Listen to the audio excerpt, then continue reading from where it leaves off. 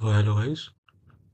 आज का क्वेश्चन हमारा write a program in C to store any elements in an array and display them in reverse order। सबसे पहले question को समझते हैं। क्वेश्चन क्या कह रहा है? क्वेश्चन कह रहा है कि हमें एक एरे में एलिमेंट्स को स्टोर कराना है जिसका साइज n हो, यानी कि कोई n वैल्यू हो सकती है, 1 2 3। और जब वैल्यू एलिमेंट्स की स्टोर हो जाए एरेज में तो उन्हें रिवर्स ऑर्डर में डिस्प्ले करना है। तो चलिए शुरू करते हैं। सबसे पहले हमने दो इंटीजर वेरिएबल डिक्लेयर कर दिए यहाँ पर। एक हमने लिया है फॉर लूप के लिए और एक लिया है यूजर से साइज इनपुट कराने के लिए n। तो सबसे पहले हमने यूजर के लिए एक हिंट डाला कि input the number of elements that are to be stored in the array. मतलब हम बेसिकली साइज पूछ रहे हैं एरे का कि कितने साइज का एरे आप बनाना चाहते हैं आप। वो जो भी वैल्यू देगा यूज़र वो n की जगह पर स्टोर हो जाएगी, क्योंकि हमने स्कैनफ में n का एड्रेस दे रखा है। देन हम एरे को अपने डिक्लेयर करेंगे जितना भी यूज़र ने साइज डाला होगा n में।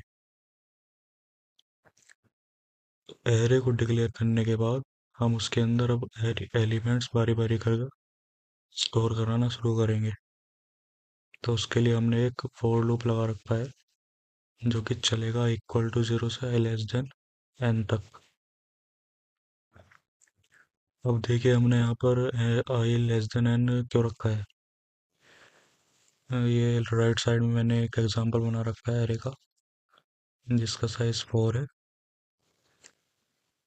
और मैं आपको बताना चाह रहा था कि ये हमने आई लेस देन n तक क्यों चलाया है। तो जो एरेस का, जैसे मैं यहाँ पर आपसे बोलूँ कि पहला एलिमेंट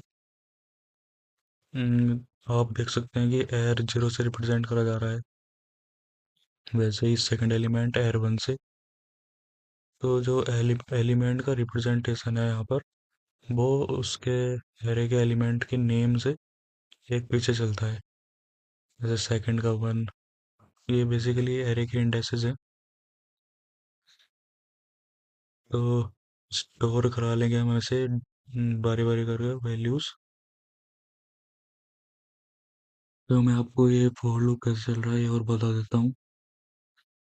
जैसे हमने शुरू में आई की वैल्यू दे रखी है, सबसे पहले जो आई की वैल्यू होगी वो होगी आई की वैल्यू 0।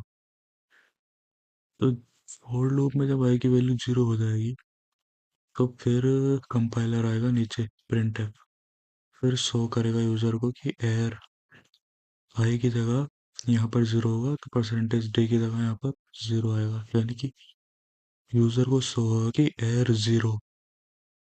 यानी कि बेसिकली हम यूज़र से पूछ रहे हैं कि एयर 0 की जगह आप क्या वैल्यू देना चाहेंगे, क्योंकि इसके जस्ट बाद हमने स्कैनअप लगा रखा है। और जो भी वैल्यू यूज़र देगा एयर 0 में, जैसे कि आप राइट साइड में भी देख सकते हैं ये एग्जांपल, जो भी वैल्यू यहाँ पर यूज़र देगा, जैसे कि मैंने यहाँ पर 1 डाल दिया तो वो वैल्यू स्टोर हो जाएगी एयर 0 के अंदर। वैसे ही सेकेंड टाइम जब नेक्स्ट आई की वैल्यू 1 होगी, आई प्लस प्लस की वजह से आई की वैल्यू 1 हो गई, फिर हम नेक्स्ट एलिमेंट को यूज़र से इनपुट कराएंगे। जैसे कि यहाँ पर आई की वैल्यू 1 होगी तो एयर 1 लिखा हुआ आएगा यूज़र को।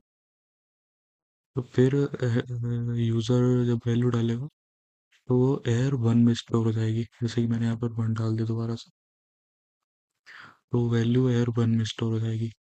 जैसे जितना भी यूज़र ने साइज दिया होगा वहाँ तक ये फॉर लूप चलता जाएगा और वैल्यूज़ इनपुट हो जाएंगी एरे के अंदर। फिर नेक्स्ट, ये नेक्स्ट हमने लिखा है क्योंकि हम यूज़र को बताना चाहते हैं कि भाई आपने क्या क्या वैल्यूज़ डाली।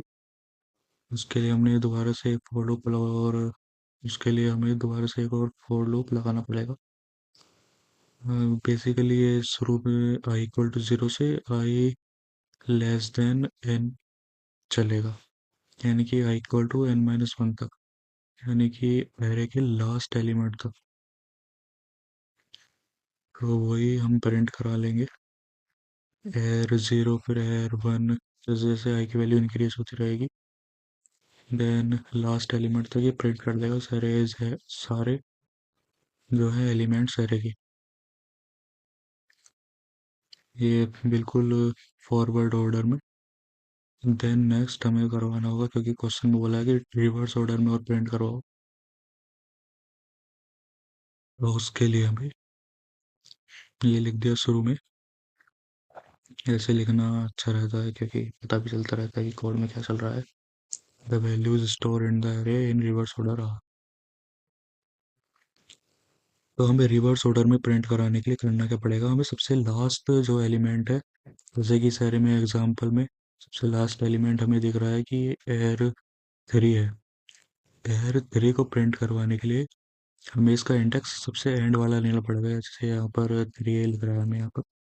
तो इस एरे का जो साइज है वो है 4, और इसका लास्ट एलिमेंट का जो इंडेक्स होगा वो होगा 3, यानी कि एक कम होगा साइज से।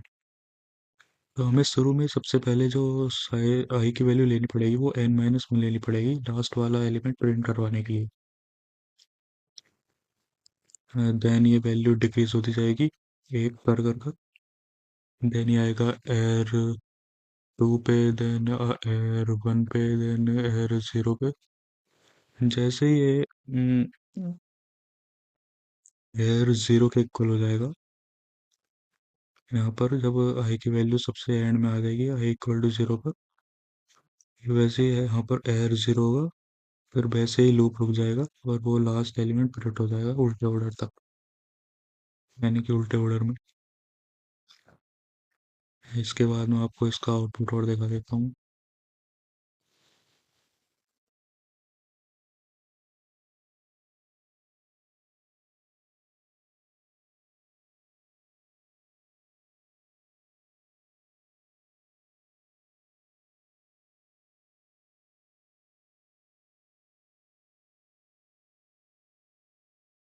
हमें यहाँ पर साइज डालना पड़ेगा।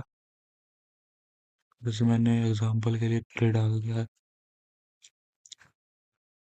ये जो एयर 0 पूछ रहा है, ये इस सेक्शन में भी कोड चल रहा है, इनपुट कर रहे हैं आप यहाँ पर।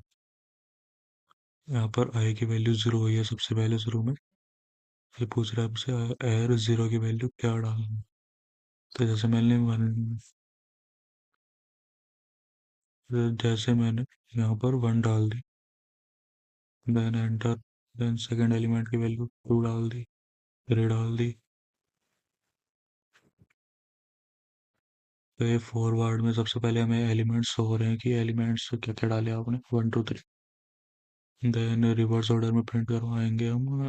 के लिए हमने कोड भी लिख रखा है, तो रिवर्स ऑर्डर में भी हमें शो हो जाएंगी 3 2 1। तो होप गाइस ये आपको समझ में आ गया होगा। Thank you.